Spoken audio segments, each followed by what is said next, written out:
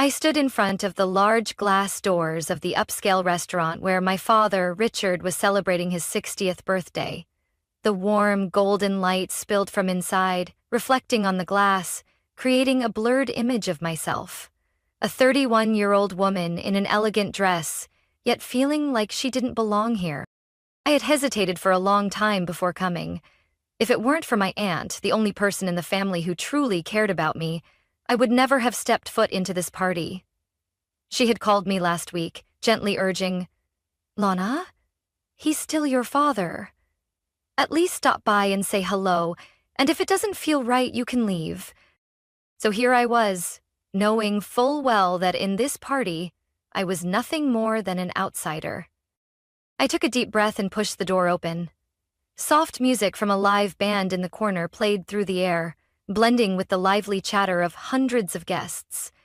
Just as I expected, my father had thrown a grand party, not just to celebrate his birthday, but to reinforce his status in the business world.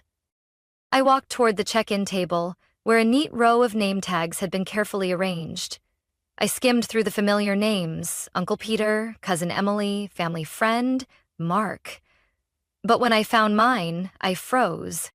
The small tag in front of me didn't just have Lana written on it. Beneath it, in delicate handwriting, 2 words had been added. Garden. For a moment, I thought I had misread it. I blinked, my heart pounding in my chest. Behind me, a soft yet unmistakably mocking laugh rang out.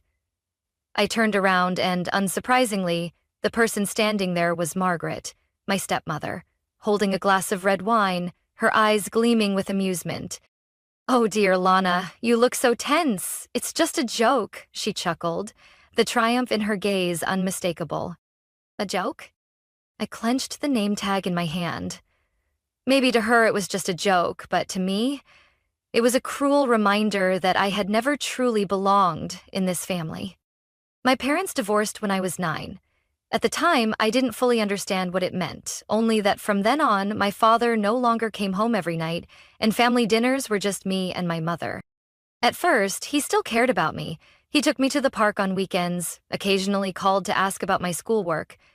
But just a year later, he remarried, a refined, sharp-witted woman with 2 children of her own, Max and Olivia. From that moment, everything changed. At first, I tried to fit in. I was just a kid and I wanted my father to be happy. I had hoped that we could be a real family, that I would still have a place in his life. But I was wrong. The changes started subtly.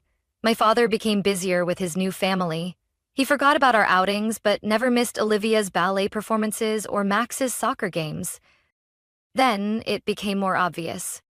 Family dinners turned into reminders that I was an afterthought. Max and Olivia were doted on, while I was pushed further to the margins. I was given chores they never had to do. If Olivia spilled something, I was expected to clean it up. If Max didn't feel like washing the dishes, I was the one called to do it instead. And if I ever complained? "Lana, you're older. Be mature," my father would sigh as if I exhausted him. Margaret, on the other hand, didn't bother with subtlety. She would simply smirk and say, "You're such a selfish child." But the final straw came when I was 17. My mother, despite not having much, had saved every penny to open a college fund for me. It was money she hoped would help me afford school without worrying too much. Then one day I checked the account. It was empty. I didn't understand what had happened until I overheard a conversation between my father and Margaret. "Richard, we have to pay Olivia's tuition. If we don't send it soon, she'll lose her spot at the academy." Margaret's voice was calm but firm. "I know. But that's Lana's money. Lana can go to a public school. She doesn't need an expensive education like Olivia. Besides, she's not particularly talented anyway." My father was silent for a long time. Then I heard him sigh. "All right." And just like that, every cent my mother had worked so hard to save for me was spent on Margaret's daughter. I confronted him. I yelled, demanding to know why. He just looked at me, his eyes weary. "I'll make it up to you someday." But someday never came. After that day, I barely spoke to my father. The moment I turned 18, I left home, earned scholarships, and worked to pay for college. I only attended family events when my aunt insisted. I thought that, after all these years, maybe things had changed. But now, standing in the middle of my father's extravagant party, holding a name tag that read Burden, I realized something. Nothing had changed at all. Margaret was still Margaret. My father was still the man who never stood up for me. And in their eyes, I was still an outsider. I slowly placed the name tag back on the table. This time, I wouldn't stay silent. Margaret was still standing there, taking a sip of her wine as if her little joke was nothing of importance. In that moment, memories of being overlooked flooded back like a tidal wave. I remembered the holidays during college when I walked through the front door, only to realize I had no place there. My mother had tried to fight for my stolen tuition money, but my father had better lawyers, more power, and in the end, she lost.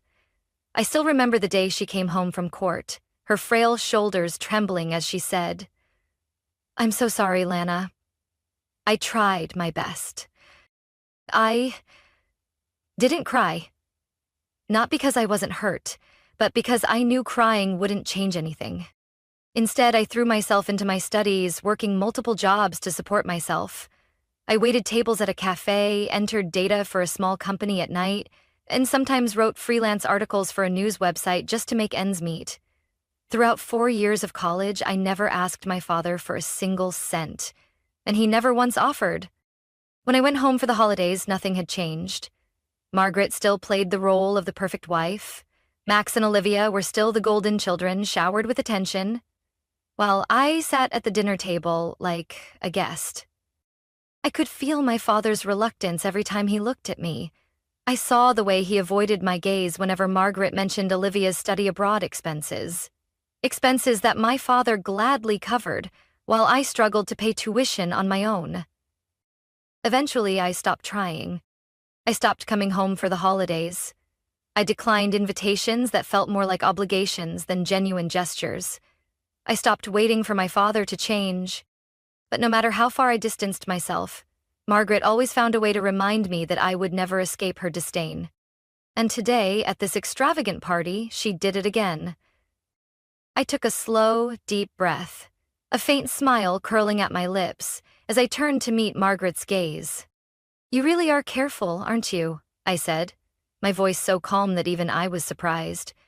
"Have you figured out how you're going to explain this to my father yet?" Margaret hesitated for a split second, but then she recovered, smiling as if I were just a child throwing a tantrum. "Oh, Lana, you're always so sensitive. It was just a joke. Everyone knows that." "Really?" I arched an eyebrow. "So, if I tell everyone that you wrote this, do you think they'll find it funny too?" A flicker of uncertainty crossed Margaret's face, but she quickly masked it. "Lana, you're overreacting. This is your father's birthday. Don't ruin his night." I let out a soft laugh, shaking my head. "You're worried I'll ruin his night? Maybe you should have thought of that before trying to make me the punchline of your joke." Before Margaret could respond, I picked up a glass of champagne from the table and strode toward the center of the room, where my father stood surrounded by his esteemed guests. Laughter and conversation filled the air. Max was bragging about his new job, one I was sure he had gotten through my father's influence.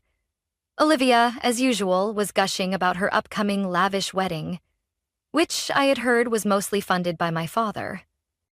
I stood there for a moment, watching my father, the man I once admired, the man who had been my entire world when I was a child, but now felt like a stranger. He noticed me, his eyes slightly widening, as if he had forgotten I was even here. "Lana," he spoke, looking slightly uneasy. "I didn't think you would come." I gave a small smile. "Neither did I." I saw Olivia and Max exchange glances before looking toward Margaret, who stood behind them, trying to mask her discomfort. "Everyone seems to be having a great time," I said, swirling the champagne in my glass. "I suppose you're happy too, seeing everything go exactly as planned?" My father took a sip of his drink, as if carefully choosing his words. "Can we talk later, Lana? This isn't the time." "Oh, but I think this is the perfect time." I interrupted, my voice calm but deliberate. I slowly raised my champagne glass, gently tapping my fingernail against the rim, creating a soft clink. A few people nearby turned to look at me. I smiled. I'd like to make a toast to my father. I saw my father's smile falter slightly, while Margaret narrowed her eyes in suspicion. To my father, for having the perfect party, the perfect life, the perfect family, I said, my voice light but tinged with irony. And, to him, for teaching me a very valuable lesson. I paused for a moment, letting my words linger in the air. I think you've had a bit too much to drink, Margaret interjected, her smile still fixed in place, but I caught the sharp glint of caution in her eyes. I didn't respond immediately. I let the silence stretch, let the weight of my presence settle over the room. My father looked as though he wanted to stop me, but he also knew that anything he said now would only make things worse. I'm completely sober. I lifted my champagne glass again, slowly scanning the room. But maybe some people here just aren't comfortable hearing the truth. A few guests shifted uncomfortably, inching away as if not wanting to get caught up in whatever was unfolding. Max crossed his arms, a smirk playing on his lips, clearly entertained, while Olivia sighed, tapping her fingernail lightly against her glass. In fact, I'd like to take a moment to express my gratitude, I continued, my voice steady and controlled. Thank you, Dad. Thank you, Margaret, for teaching me one of the most important lessons of my life. A lesson I will never forget. My father frowned slightly. Lana, this isn't... I raised my hand slightly, cutting him off with a polite smile. It's okay, Dad, just a simple thank you speech. Margaret took another sip of her wine, still keeping her composed facade, but I noticed her fingers tightening around the stem of her glass. Thank you, Dad, for showing me that some people only love you when you fit the role they've assigned to you. When you're obedient, silent, willing to stand in the background and not disturb their perfect little world. I turned to look directly at Margaret. And thank you for always reminding me that, in this family, I was never truly meant to belong. A few murmurs rippled through the crowd. Some guests exchanged glances, clearly uneasy. But most importantly, I said, placing my glass gently on the table, thank you for helping me realize that I don't need anyone's approval here to know my own worth. The room was utterly silent. I met my father's gaze, then Margaret's, then Max's and Olivia's. So, I lifted my glass again, smiling faintly. Here's to the last time any of you will ever see me. And with that, I downed my champagne, set the glass down, turned on my heel, and walked out of the party. No one said anything, no one stopped me. I stepped through the doors, out into the parking lot, inhaling deeply. The cool night air was crisp, a stark contrast to the suffocating atmosphere inside. For the first time in years, I felt truly free. My phone started buzzing nonstop the moment I got home. Texts, calls, all from my family. My father had called 3 times, Margaret twice, and even Olivia had sent a short, irritated message. What the hell did you just do? I set my phone down on the table, not bothering to reply. My voicemail was flooded with long messages, mostly from my father. Lana, you can't just do this. This is your family. We need to stick together. We have to be there for each other. I stared at the screen, unwilling to listen any further. We weren't a family. A real family wouldn't treat me like an outsider in my own home. Only one message made me pause. Are you okay, Lena? It was from my aunt, the only person in my family who had ever been on my side. I picked up my phone, hesitated for a moment, then typed back, I'm better than ever. In the weeks that followed, I didn't attend any family events. No Livia's wedding, no my father's anniversary, no parties hosted by Margaret. Everything seemed to settle down, but I knew they were still waiting for me to come back. They thought I would soften, that I would apologize for overreacting. But I didn't. I started focusing on my own life.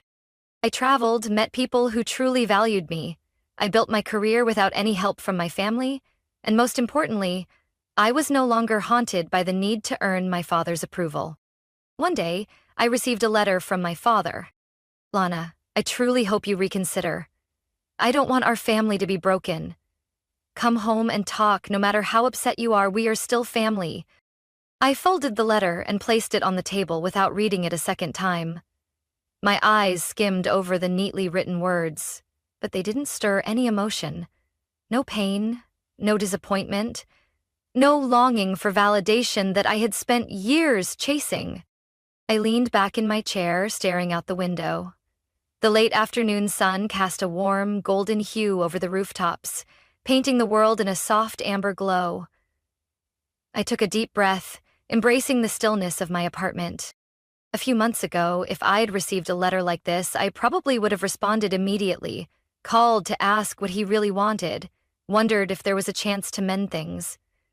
But now, I wasn't so sure anymore. Did I do the right thing? Was cutting ties with my father and his family too extreme? I never wanted to be cruel. I never imagined that one day I would completely walk away from my father's life like this. But I also never wanted to continue being seen as a burden. An outsider in my own family. I had always hoped that one day my father would see me differently, that he would realize I wasn't difficult, I wasn't a troublemaker. I was just a person with value, a person with a life of my own. But maybe that hope was never real. I stood up and poured myself a cup of hot tea. Wrapping my hands around the warm mug, I reminded myself that I didn't have to respond to the letter right away. I could wait, think it through, and decide when I truly wanted to. Maybe I had been too harsh. Maybe I had embarrassed my father in front of his friends and family.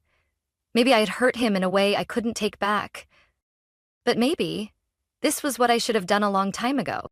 I had spent my entire youth trying to earn my father's acceptance. I had sacrificed my own feelings, ignored countless times when I was overlooked, endured the blatant favoritism without ever fighting back, just to hope that one day he would finally see me as his daughter. But the truth was, I had never truly belonged in that family, and his birthday party was merely the final push, a reminder that no matter what I did, I would always be an afterthought in their world. I took a sip of my tea, feeling the warmth spread through me. Maybe I would never have a clear answer. Maybe I would never know for sure if I had done the right thing. But I knew one thing. Since walking out of that party, I had slept better, felt lighter, and no longer felt the need to become someone I was not. So, what had I really lost? I set my mug down and reached for my phone. My voicemail was still full of missed calls from my father, from Margaret, from relatives I had never truly been close to. But I no longer felt pressured to respond. Then I put my phone down, stood up, and stepped onto the balcony, breathing in the crisp evening air. I don't know what the future holds. I don't know if my father will keep trying to reach out or if he will finally accept that I have left his life. I don't know if I will ever regret my decision. But right now, I know that I have chosen myself. And maybe that's the most important thing. What do you think? Did I go too far, or was this something I should have done long ago? Lana's story is not just a personal tale. It's a reflection of so many people in real life who try to earn their family's approval, only to be met with indifference and rejection. Sometimes, letting go is not selfish. It's the only way to protect yourself from toxic relationships. Not everyone born into a family truly has a family in the meaningful sense. Most importantly, everyone has the right to choose their own happiness, even if that means walking away alone. What do you think about Lana's story? Did she go too far, or was this a decision she should have made long ago? Share your thoughts in the comments. And don't forget to follow the channel for more stories about family, life, and valuable lessons.